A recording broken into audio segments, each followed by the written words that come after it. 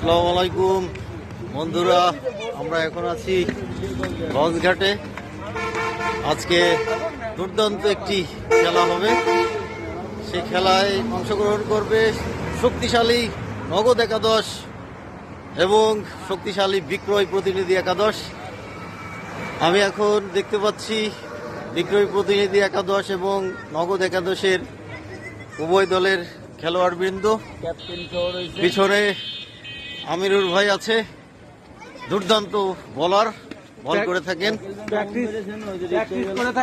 আজকে নগদ একাদশের ক্যাপ্টেন সোহাগ কাজী, আসসালামু আলাইকুম। তার কথা শুনবো যে আজকে তিনি যদি টসে জয়লাভ করতে পারেন তাহলে তিনি কি নেবেন। ব্যাটিং ওদিকে নগদ একাদশ এবং মিয়াপাড়া একাদশ এরা টসে যায় এবং হারে, এরকম নজির খুব কম। ধন্যবাদ সোহাগ কাজীকে। আসলে আমরা দেখেছি যে নগদ একাদশ টসে জেতে, কিন্তু ম্যাচে আসলে জেতে না। আসলে কথা হচ্ছে যে শেষ ভালো যার, সব ভালো তার। শেষে দেখা যায় বিক্রয় প্রতিনিধি একাদশই আসলে জয়লাভ করে। নগদ একাদশ এবং মিয়াপাড়া একাদশ মাঝে মধ্যে জয়লাভ করে। অবশ্য এক্ষেত্রে মিয়াপাড়াকে একটু এগিয়ে রাখতে হয়, কারণ মিয়াপাড়া একাদশ দুর্দান্ত খেলছে। অবশ্য শেষ ম্যাচ তারা কিন্তু আবার পরাজয় বরণ করে নিয়েছে।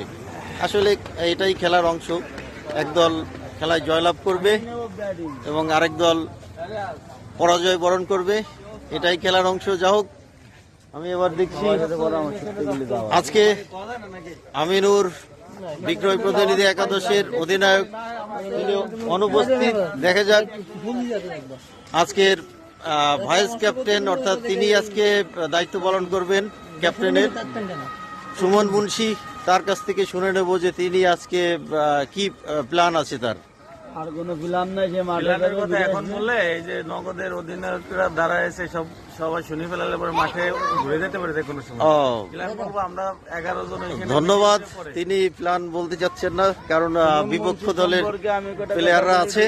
যাক, আমাদের সুমন মুন্সি যদি আম্পায়ার দ্বারা ও নিজে সিদ্ধান্ত দিতে হয় না, ওয়াইড দেবো না নো দেবো, ও আবার কি প্ল্যান দেবে। যাক, আমরা একটু হেসে নিলাম। আর ওদিকে দুর্দান্ত ফর্মে আছে রিয়াজ, তিনি গত ম্যাচে সেঞ্চুরি করেছেন, একটা 117 রানের একটি অনবদ্য ইনিংস খেলেছেন। তার অনুভূতি কি আজকে বিক্রয় প্রতিনিধির হয়ে? আসসালামু আলাইকুম। ইনশাআল্লাহ পারফরমেন্সটা অব্যাহত থাকবে, নগদ বাহিনীকে ঘুরাই দেবো। 138 রানের একটা ইনিংস খেলবো ইনশাআল্লাহ। ধন্যবাদ।